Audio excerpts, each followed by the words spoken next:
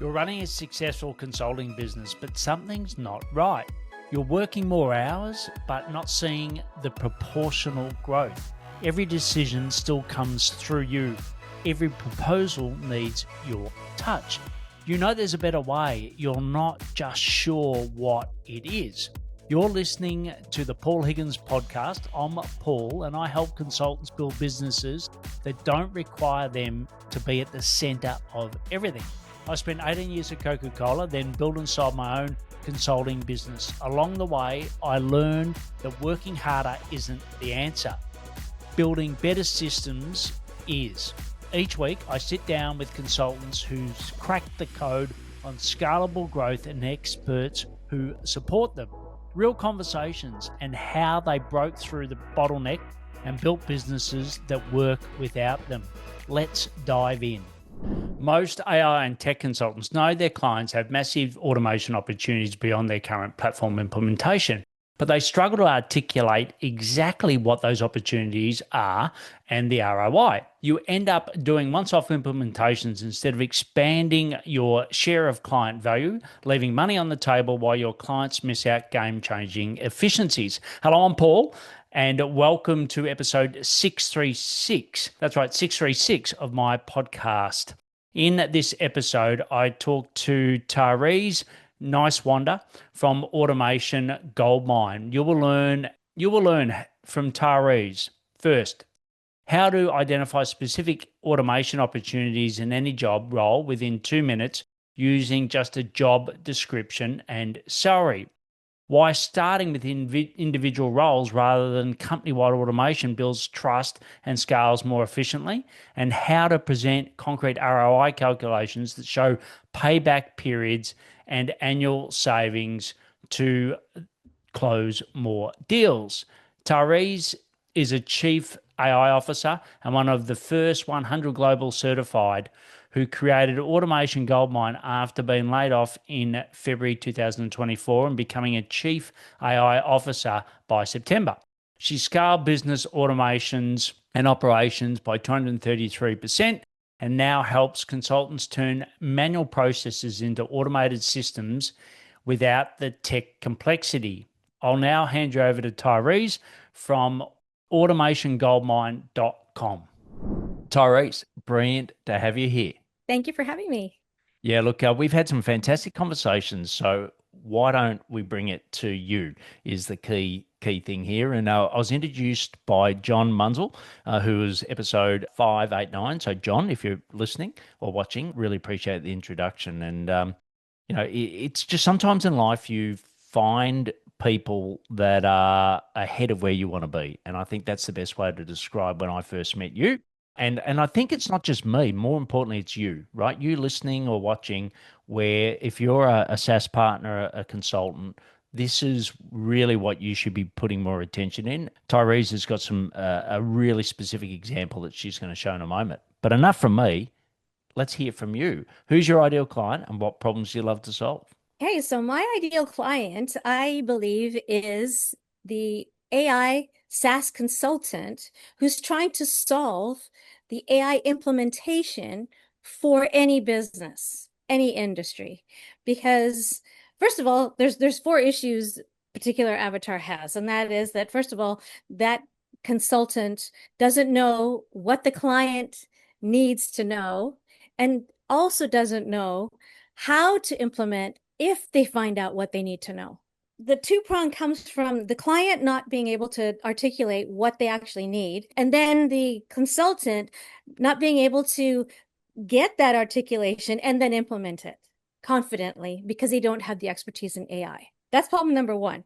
And then that leads to the lack of confidence in sales scenarios, because now you're saying, yeah, I could do this for you, but then where's the hard fact? Where's the ROI? Where's the actual evidence that you can show that, yes, if I implement AI into this particular spot, that yes, you are going to save X amount of dollars. And I think that thin line is where the gold lies. And that is what is missing in most applications. And that is that you can't prove that this is actually what it's going to be. And that's why I created my application. The fact that there's a lack of systematic Prospecting tools as well is the third problem. Yes. And that they're stuck with one-off implementations that you can't scale because you're doing it over and over again, but starting at the beginning over and over again. So you're not really able to use that same thing for someone else. It's got to be new for that person. That's another reason for having an application that actually covers the gamut.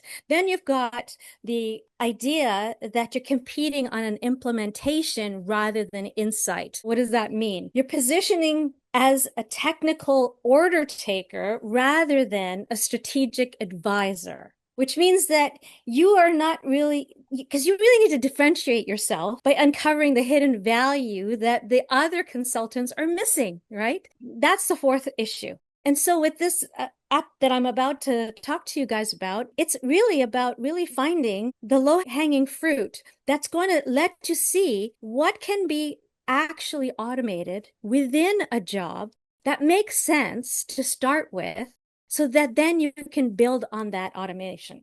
And then you have the confidence to move forward. So what does that mean for the two sides? For the consultant side, that means you're offering actionable ROI, real evidence that you can actually gain some revenue back into your coffers so that you can use it for a value task that will make you more money. On the client side, it's giving that client more confidence that you know what you're talking about and that you are absolutely going to be able to help them get AI into their business because they know they have to do that in order to stay competitive. Couldn't have been said better.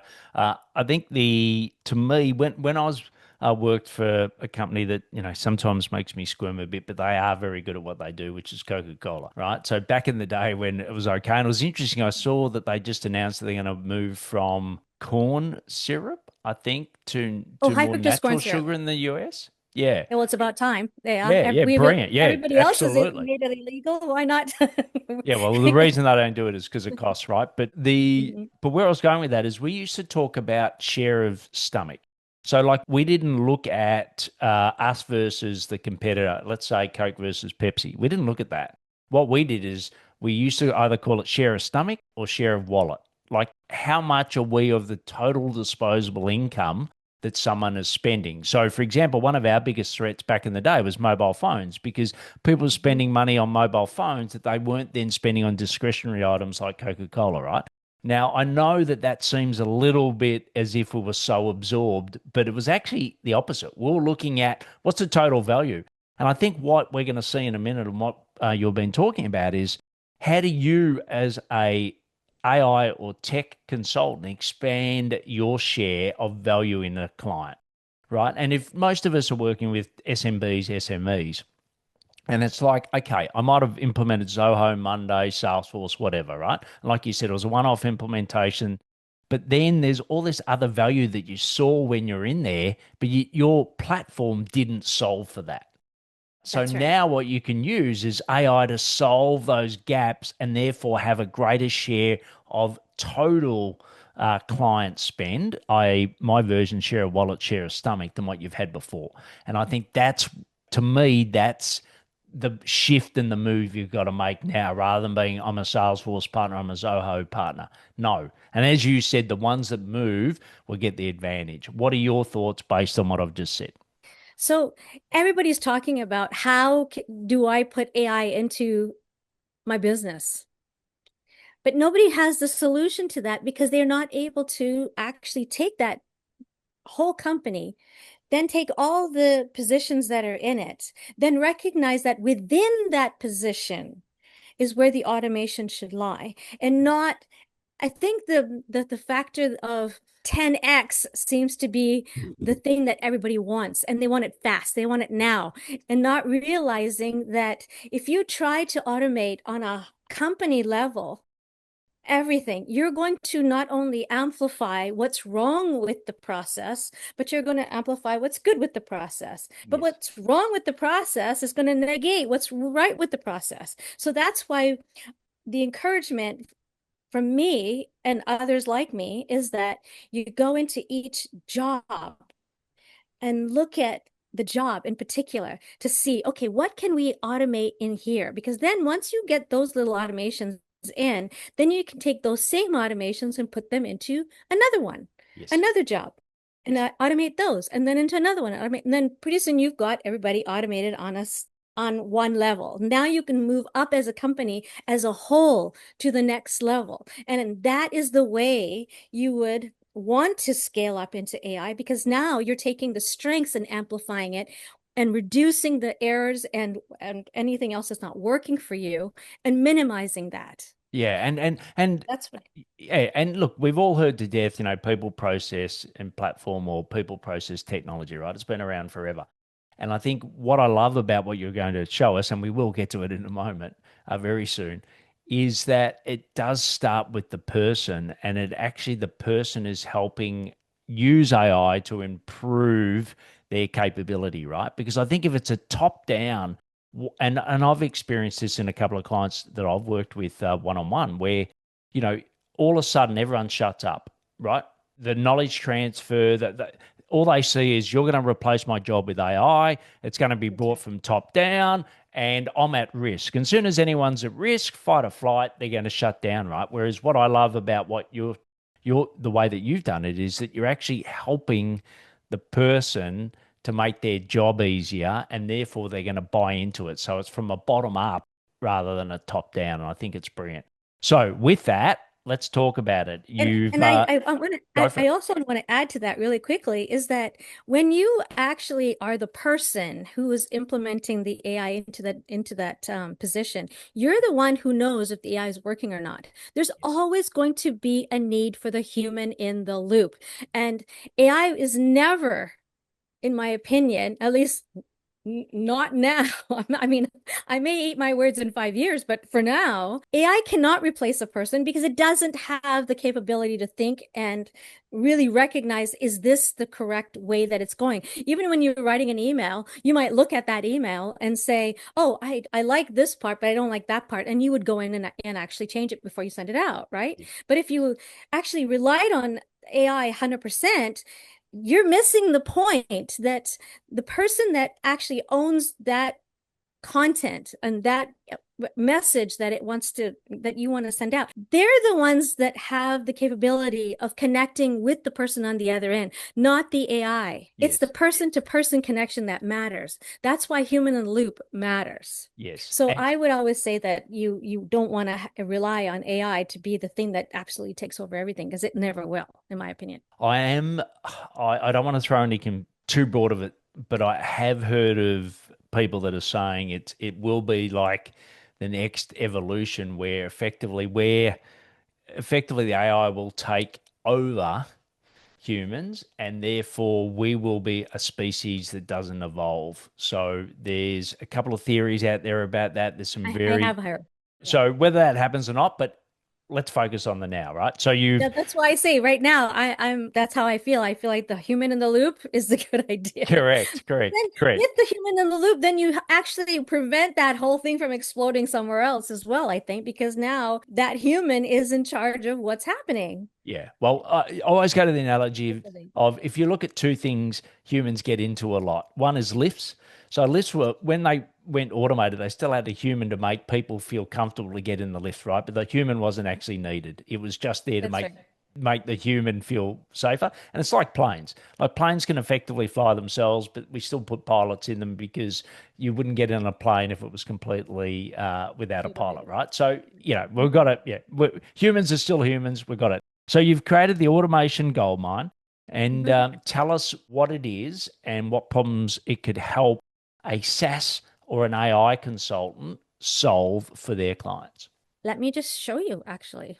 That would probably be the best way to get it. I'm just going to share my screen here. Sure. And if you are audio, which a lot of people are, you can go to my YouTube channel, Paul Higgins Mentoring, and you can see it there.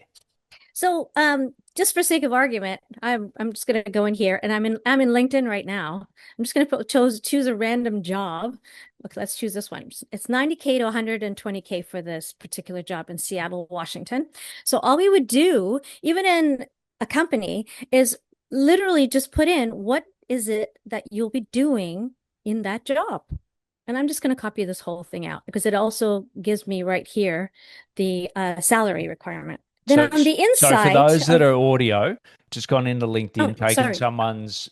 think of it as a job description, and you've taken that, copied it out. So that's what's happening at the moment. But once again, Paul Higgins mentoring, you can go and see the YouTube video.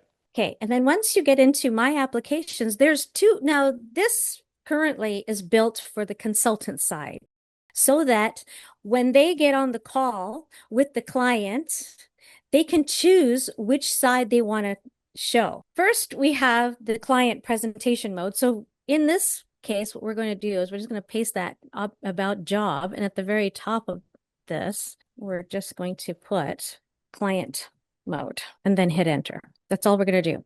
And then when in less than a few seconds, we're going to have, here it goes. We're going to have the actual parts of that particular job that can be automated. And this particular view that we see right now has the Automation Goldmine that has been found within this particular customer success manager position. And it's telling us that the first thing that it can actually automate is the client health monitoring and reporting. The second thing it can automate is an onboarding and follow-up workflow. Then the third thing it can automate is the upsell opportunity detection. And within that, it's given all kinds of statistics and whatnot so that the consultant has a way of keeping the conversation going with the client to prove, okay, these are all the different things that we can actually show are going to be of value to you so that regardless of what you spend up front, the amount that you're going to actually save in the back end is enormous. Right. So this is, once again, if you're on audio, it's basically in the platform that Taireez has created. It basically lists for that specific role what the biggest opportunities are to use AI and or automation. Let's put those into the one bucket for now. Once it's identified these, then how does the consultant then go for the next step, which is obviously the implementation of that?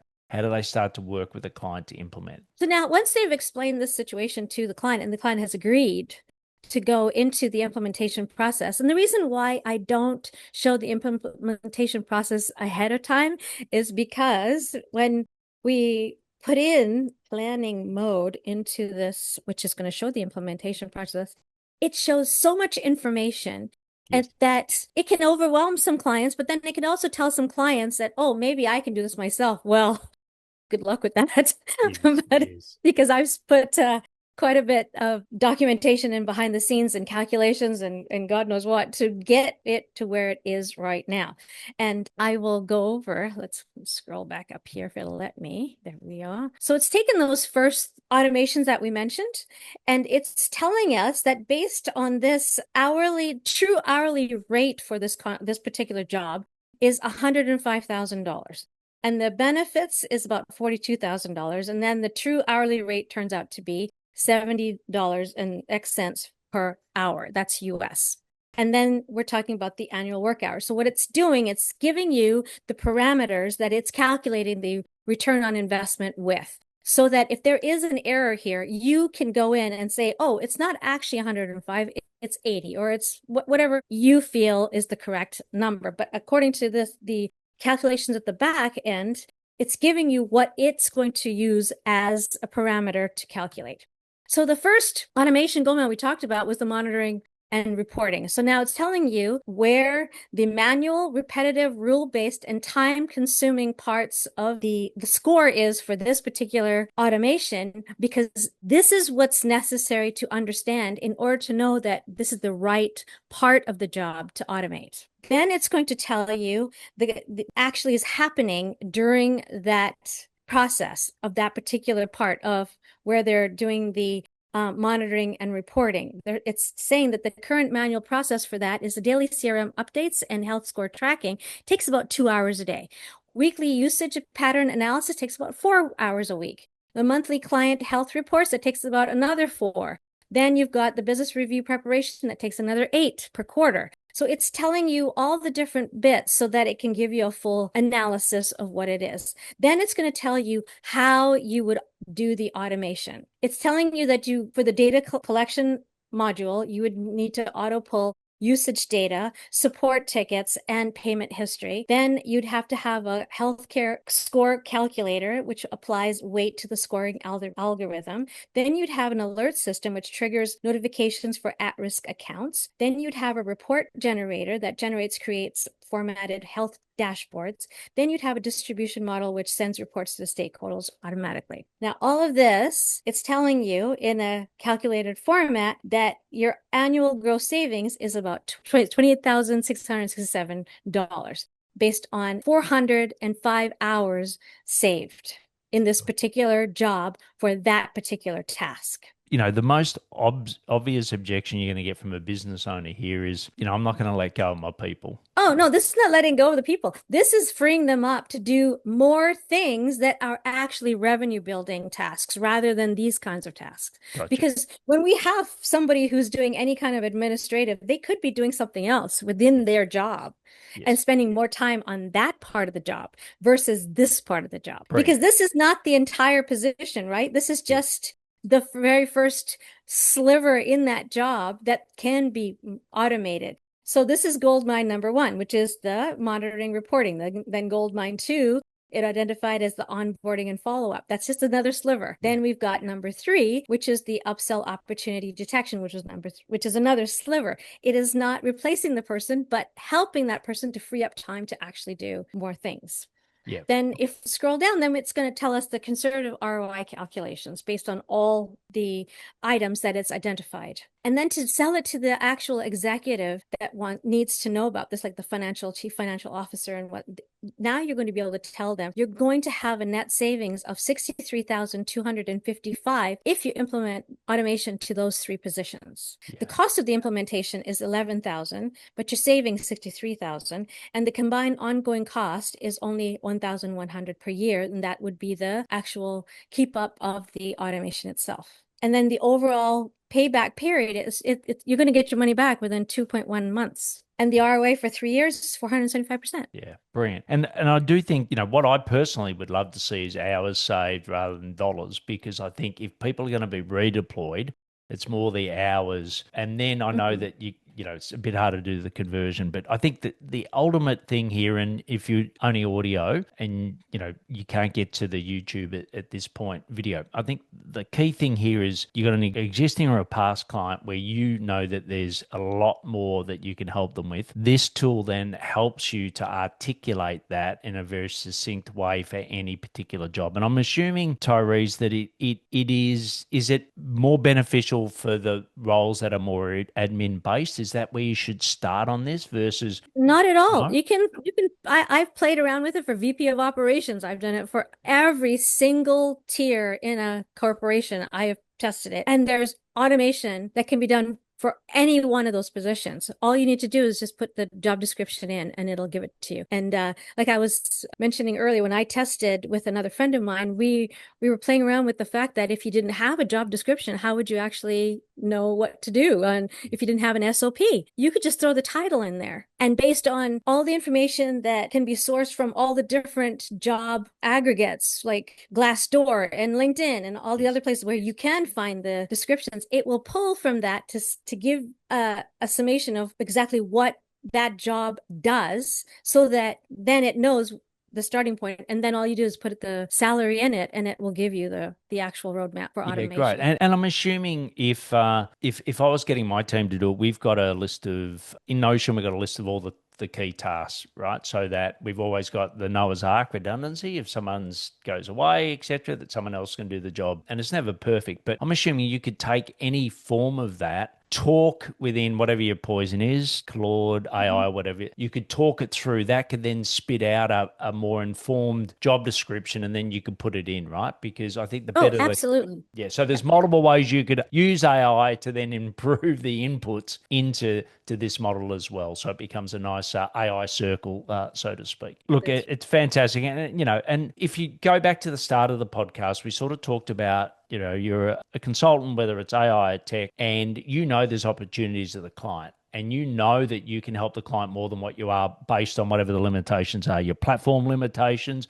You might be only doing automations, N8N, whatever it is at the moment, but there's more opportunity. but you're not quite sure how to articulate that, right? And this tool then gives you a way to articulate it by the role. It involves the person so that they love it because they're getting freed up at the admin that the AI is doing, so they can go then and do higher value tasks, and everyone effectively then can contribute to driving more revenue. And if you look at it, it's like that share of wallet, share of stomach, whatever the analogy you're using.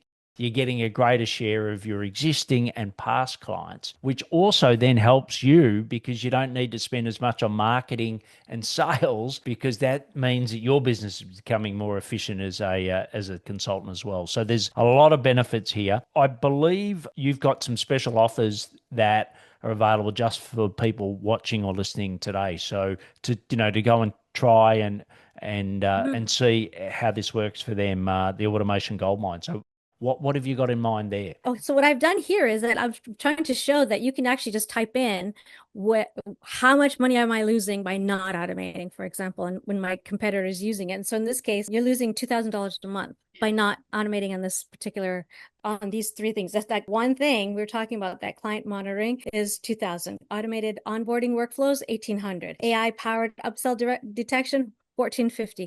I mean, It's endless how much money going out the window that no consultant can get simply because they haven't just put the job description and the amount that they're putting in. Yeah. And I think, I'm an Australian who works basically globally, but in Australia, one of our biggest issues at the moment is our productivity. Our productivity is in decline, and from a small business point of view, this is a brilliant way to get that efficiency, that productivity up. So couldn't agree more. And now, for those that are on audio, you're just going to the landing page for the Automation Goldmine. Mm-hmm. And so what I've done is that, and this is for your listeners only. I've not put this out for anyone else, because really, you were the light that put the fire on the candle, so to speak, for this particular automation. And so I appreciate that. And so I want to give it back to your clientele, your audience. Yes. And so if they sign in within this month, it'll be $497 a month, which is nothing when you consider how much money you'll be saving on the other end for yourself and for your client. And so then I want to make that so that it's locked in forever. It's never going to change. It's always going to be $497 a month into perpetuity. Then once that month is over, then the first 50 spots will be $597. And then after that, it'll be $997 a month with no rate lock. Then when we start adding things, we'll be charging more based on what other things we add to this particular automation. But for now, this is what we've come up with. Yeah, fantastic. And we'll have a link in the show notes, but it'll be paulhigginsmentoring.com/goldmine. So that's where you will go and be able to access, and then I'll get my team to monitor in the back end to make sure that you get rewarded in the first tier and the second, in particular, based on what Taireez has said. So this has been fantastic, but we've got to now wrap it up. People can go and actually look at this in firsthand. And what's the URL if people want to go right now to look at it, even though they're not going to get the offer today? Oh, they can go in right now, actually. They can do it right this minute. It's automationgoldmine.com. Great. Automationgoldmine.com. Once again, we'll have that link, and the offer link will be paulhigginsmentoring.com/goldmine. So what we're going to do now is just pause for a moment, thank our sponsors, and then we're going to come back with a rapid fire. Brilliant execution, terrible strategy. You can solve any client problem, but you're stuck in the same revenue patterns, same deal sizes, same time for money trap. I'm Paul, and I built and sold a 7-figure consulting business, but here's what I've learned mentoring other consultants. The real breakthroughs happen when you combine my experience with live problem solving of people going through exactly what you're facing now. In my group program, Steve works through his VA delegation challenge with Jed.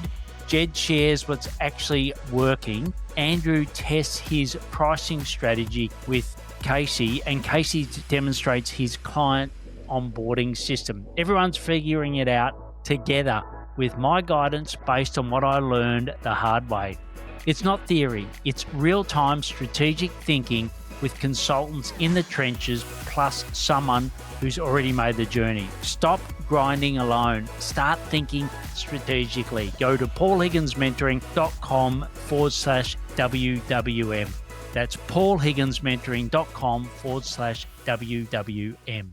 Great, Taireez. You ready for the rapid fire? Here we There are. we go. We got you back full screen. Fantastic. Other than, Automation Goldmine, what's a piece of AI tool that's really blowing your mind at the moment? Oddly, I'm looking at tools constantly, but my brother, he's a composer, and he actually showed me an AI that works on a phone, and it's called Songer.co. All you have to do is describe who you want the song for, and just put a few details into it. It's going, and then you can choose the type of music you want. You want jazz, reggae, whatever. There's a long list of the type of music you can use.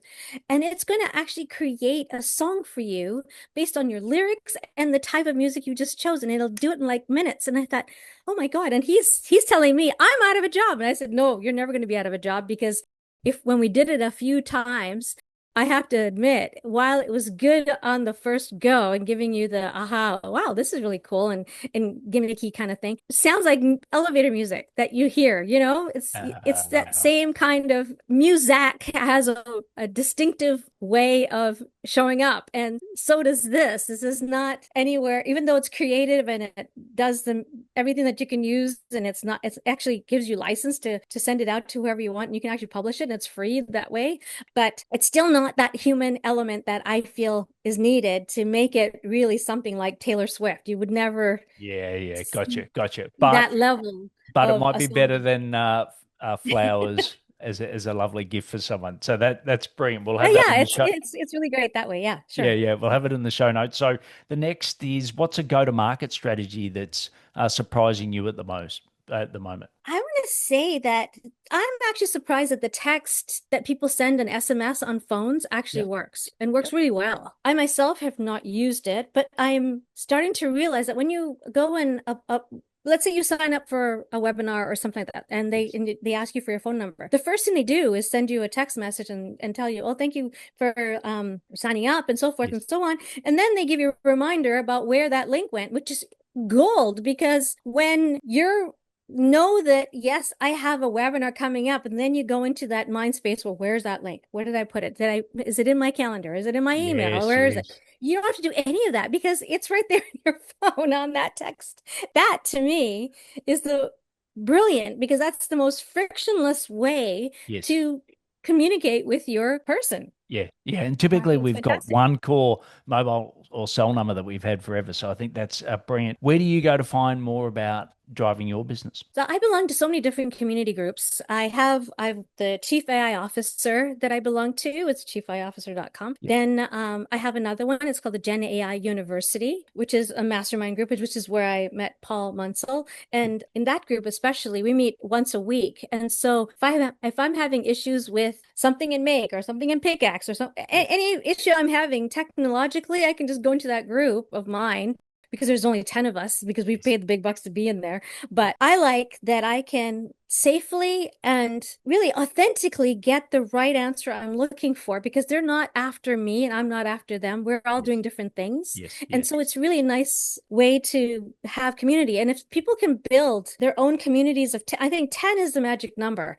I think Yes. if you have more than that, that you lose that cohesiveness of trying to actually help each other, because now there's no room to speak in 1 hour. Yeah, spot on, and definitely, Yeah. and the last one is, given your AI journey, what's something that you wish you had known earlier? I am prolific at solving problems and then keeping them to myself. So I've got apps all over the place that solve for all kinds of things, and I've never put it out there into the world. And I'm thinking, well, why didn't I do that? Now, now I'm thinking, you know what? Just because I don't think it's necessary, I've had people say, where's that app that you're talking about? I don't see it. I want to use it. And then I think, oh, there is somebody else that wants to use it. Like I built apps to figure out foreign income exclusion for travelers. I built it for myself. I built Perfect Fit for Yes. myself. I Yes. built all these different things for myself, and then come to find out that people actually want to use it. And I think that that's where my mistake has been, is that I've been using it for myself and not putting it out there and sharing it.